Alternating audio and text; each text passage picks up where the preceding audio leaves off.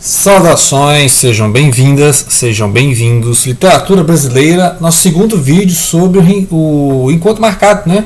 A nossa releitura do Encontro Marcado, Fernando Sabino, lá nos anos 50, né? Ou seja, o Fernando Sabino, que é ali da geração, nasceu em 23, né? 1923, e teve a sua juventude, os anos 20, né? Os anos 30, 40, 50, né? Fez sucesso nos anos 60, 70, né? Então, viveu até 2004, né? A gente já tem outro vídeo aí, nós falamos sobre o Mentecapto, grande Mentecapto, né? O Dom Quixote mineiro. Então, enquanto marcado, nós deixamos ele lá, né? No início do noivado, né? Sempre adiado esse noivado, né? Então ele vai conhecer uma filha de ministro, né? A menina da alta, assim, uma menina, né? Ele foi minha classe média, bem média, bem baixa, assim. E agora ele vai ter um outro ciclo, né? Então ele não vai se adaptar muito bem nesse ciclo de amizades, né? Essa vida de pessoa da alta, né? Que é filho de ministro, imagina. Então ele é um estudante, né? Um estudante de direito, vai postergando a formatura e tal. E aí a gente parou naquela parte em que ele, né, tentou conversar com os amigos, aquele negócio de ser sincero, né? Os amigos tentando ser sinceros, né, puxando angústia, um falando da vida do outro, como é que um viu o outro, né?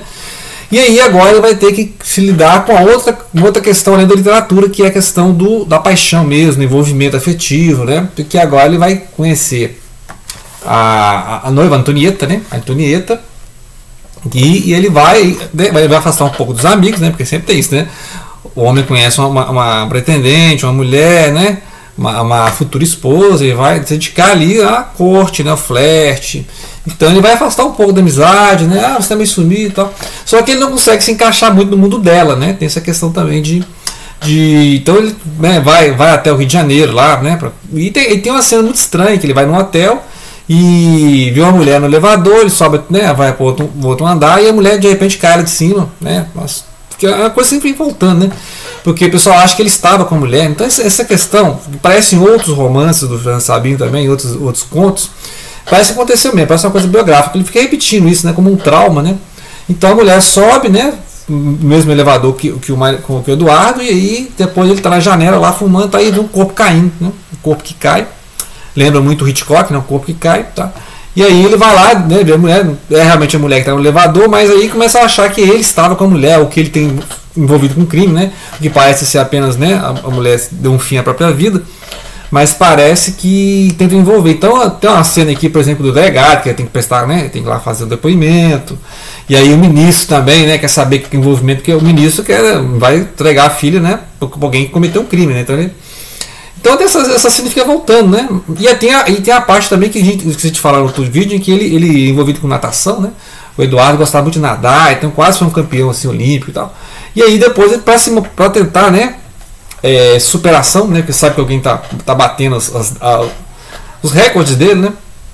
Novamente vai lá, mas é uma coisa meio de vaidade, porque ele sabe que ele não está em forma, então ele tem que se esforçar mais. É uma nova geração, né? Então ele não é mais aquele menino de 16 anos, estava lá na piscina, né? Então já se passam, pelo menos uns 10 anos já se passaram, então já não tem mais aquele físico do menino adolescente de 16 anos, né? Então ele fica tentando se provar, né? Tentando, vai lá tentar nadar e não consegue as mesmas marcas, né? E aquele esforço, ele vê que isso é inútil, né? Porque ele não vai ser aquele nadador lá, que ele foi da juventude, não seguiu essa carreira de ser um nadador olímpico, né? Então e aí a questão vai sempre adiando o noivado, né? Vai adiando o noivado até que chega aqui a transição do livro. A transição do livro, que o livro é em duas partes, né? A primeira parte é a procura, a segunda é o encontro. Então essa parte do escolhido, né, que nós estamos vendo aqui, ela acaba nas famosas frases, né? Que estão aqui, né? Famosas frases pelo qual o romance é conhecido, né? Então o pessoal até acha que é do Fernando Pessoa, vocês confundem Fernando Sabino com Fernando Pessoa, né? Que é a parte que ele vai casar. Então esse adiado, né? Foi adiado muito tempo, esse noivado, e finalmente teve o casamento. E aí ele vai ter aquela ideia de que o homem casou, com a mulher também, né? Casou, então você corta a vida em duas, antes de casar e depois de casar. Então aí é aquele momento, né? Em que ele tem que decidir. Agora ele não pode contar mais com pai e mãe, agora está casado, tem que constituir família, né? Então de tudo ficaram três coisas: a certeza de que ele estava sempre começando, a certeza de que era preciso continuar e a certeza de que seria interrompido antes de terminar. Fazer da interrupção um caminho novo fazer da queda um passo de dança, do medo uma escada, do sono uma ponte, da procura o encontro, né? Então é bem poético, pode ser um poema, né? Pode ser um poema em prosa. E aí nós vamos para a segunda parte, que é o encontro, né? Que aí ele vai casar, vai para o Rio de Janeiro, e aí vai conhecer lá o pessoal do Rio de Janeiro. Tem o Vinícius de Moraes aqui, né? Tem o Vinícius de Moraes, e tem lá a vida boêmia, né? A vida do Rio de Janeiro é totalmente diferente, né? Então são outras amizades, é outro mundo. Vez ou outra ele vem em Minas e vê os amigos, né? Que é o Otto Lara Rezende, o Paulo Mendes Campos, o Hélio Peregrino. Apesar que o Paulo Mendes Campos também foi para o Rio de Janeiro, né? Interessante que o Paulo Mendes Campos também foi para o Rio de Janeiro. Bem, aí aqui essa parte no Rio de Janeiro vai mostrar um pouco da política da época, né? Aquela época ali do governo Vargas, né? Segunda Guerra Mundial, então tem um pouco disso. E essas amizades, né? E tentando fazer novas amizades e tentando entrar naquele mundo da frivolidade, da vida da alta ali, né? Muitas festinhas, né? E isso vai afastando ele daquela procura que ele tinha lá na primeira parte, aquela procura espiritual, filosófica, de ver o mundo, né? E isso vai surgir depois que ele conheceu o velho Germano. O velho Germano aqui, né? É um vizinho, o cara fica andando de pijama, e é um cara meio Dostoiévski, é um cara meio personagem romance Dostoiévski, né? É aquele cara que fica falando sobre a vida, meditando, né? E aí ele vai ser essa figura que vai ser a inquietação que ele tinha lá, puxar angústia com os amigos, vai surgir justamente nessa parte em que ele vai estar falando com esse velho Germano, né? Mas ele surge nessas partes em que ele tem essas crises existenciais, justamente porque, primeiro, ele mudou de ciclo de amizades, né? Ele passou aí para o mundo da esposa, né, Antonieta, e ele mudou de áreas também, né? Ou seja, saiu do interior de Minas, né? BH é uma província, né? BH é uma aldeia, né? E foi para o Rio de Janeiro, praia, né? Sensualidades, mulheres, festas, né? Então é outra vida, né? Ele não está acostumado com isso. Então essa mudança total, né? Ou seja, um homem solteiro para um homem casado. Um ciclo de amigos literatos, né? Literários, tal, poesia, jornal, discussão política para a vida de festas, né? E saiu de BH, foi para o Rio de Janeiro, né? Então esse é o corte do romance, né? E aí vai mostrando, e assim, a narrativa é bem Ernest Hemingway, né? Muito diálogo, né? Tudo acelerado, né? Pouca parte poética, assim, né? Algumas partes na parte 2, né? No segundo capítulo, né? E nesse final do capítulo 3, lembra um pouco o estilo da Clarice, né? Essa parte mais poética, em que ele fica pensando. E essa parte volta no final também, né? Em que as crises existenciais, né? Que aí ele vai, mas ele fica mais denso que a última parte, né? E aí realmente ao afogado e a viagem são as partes mais densas do romance, porque aí vai ter o fim do casamento, né? Vai ter a questão da traição, vai arrumar um amante, aí a amante vai ficar grávida, aí vai complicando. Ou seja, então até aqui, aqueles problemas que ele estava pensando, né? Ainda não existem. Só existe na mente dele, né? A questão da ansiedade. O homem já lida com problemas que nem chegaram. E aí quando chegarem os problemas mesmo na vida dele, né? Que aí vai ser o capítulo 2 e 3 da segunda parte, é que aí vai ter os problemas do casamento, né? Problema com a amante, problema, né? Como é que vai lidar com o filho da mãe. Na questão né, tirar a vida, a gente não tem o direito de tirar a vida, né? E ele vai se tornando cada vez mais espiritual, porque ele vai percebendo é bem Dostoiévski, vai chegando ao fundo do poço, a inutilidade e tal, e aí ele vai renascer para a fé, né? Que é a terceira parte. Então é um movimento assim, ele vai pensando, né? Fala assim, não existem problemas, né? Só existe solução, né? Aí depois fala a solução é a conduta católica, né? Então ele vai fazendo sempre essas ligações, né? Ou seja, os problemas são mentais, problemas existem, e quando existem os problemas mesmo, eu estou mentalmente preparado para eles, né? Então essa parte aqui é muito é muito cômico, né? Muito diálogo, é muita festinha. Então os amigos trocam mulheres, né? Você está apaixonado pela minha mulher? Que é isso, não acredito.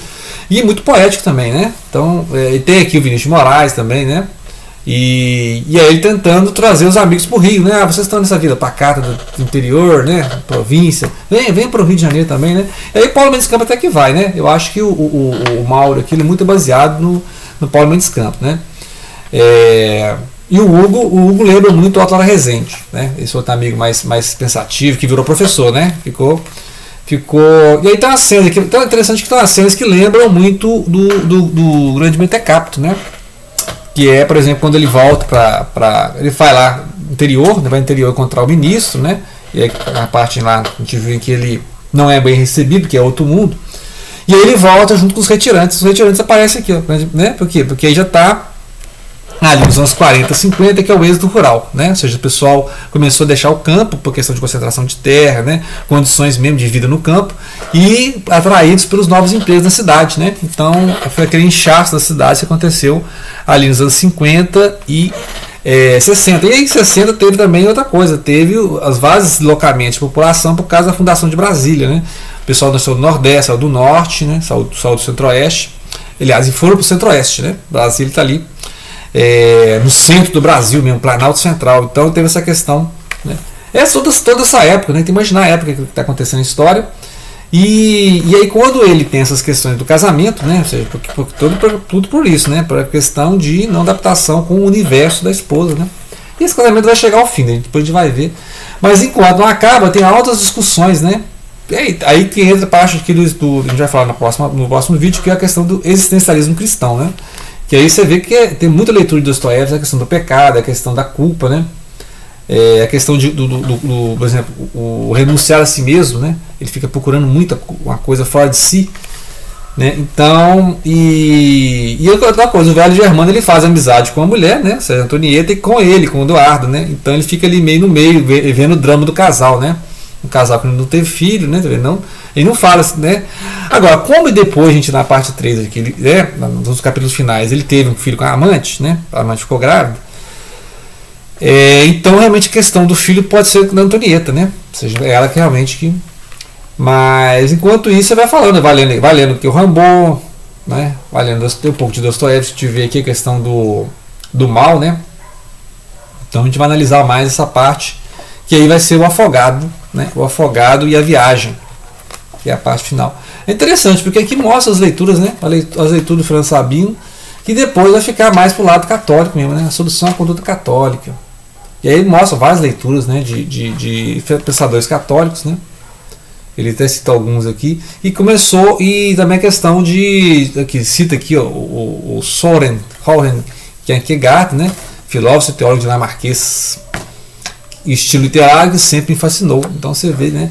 Aqui o existencialismo cristão está bem na base. Até porque no final o encontro, o que vai ser o encontro? O encontro depois ele vai para reencontrar um daqueles amigos lá do ginásio, né? Eles marcaram encontro 15 anos depois. E esse amigo do ginásio vai convidar ele para conhecer o seminário, né? E aí ele vai passar a viagem, vai ser quando acabar todo o drama do casamento, por exemplo, que não deu certo. Ele vai para esse retiro espiritual, né? Dá uma ideia muito de retiro espiritual, o encontro, a viagem para encontrar consigo mesmo, né? Mas aí não nos deixar ele aqui nessa parte, né? O casamento não chegou no drama final, né? O casamento ainda está assim, tentando se entender que ele ainda ou seja, ele tenta chegar na conversa com a mulher, mas são universos diferentes, né? Um problema de comunicação aqui mesmo, problema de comunicação total entre marido e mulher, né? São universos totalmente diferentes, né? Então só teve atração física, né? E quando a atração física acaba, né? Então nós estamos lendo então, o Centenário do Fernando Sabino, né? Já tem um vídeo sobre o grande mentecapto, ok? Vou deixar aqui no card. Vamos ler aqui o Menino no Espelho também, que aí lembra a primeira parte do Encontro Marcado, né? Que é a infância do autor. Lembrar que o Encontro Marcado é bem autoral, bem autobiográfico. E o Menino no Espelho seria uma forma de autobiografia romanceada, né? Porque o menino aqui, obviamente, é o menino Fernando Sabino, né? E claro, tem essas coleções aqui dos contos do Fernando Sabino. Esse aqui é o Martins de Seco, né? Escrever é uma aventura, né? Esse aqui é disponível, né? Editora Ática fez essas coleções. E aqui as obras do autor, né? Esse aqui é antigo, viu? Esse aqui é antigo, esse aqui você acha em sebo, né? Martins de Seco. Tem várias obras do Fernando Sabino que foram editadas assim, né? Sempre com pequenas entrevistas com o autor, né? Então a gente vai vendo esse universo do Fernando Sabino. E vamos então no próximo vídeo ver essa parte mais final, né? Encontro Marcado, a vida do casado, né? Quando os problemas chegaram, aí os problemas chegaram mesmo, né? 30, 40 anos, aí chegam os problemas, certo? Ok? Então, grato pela atenção e não deixem de compartilhar.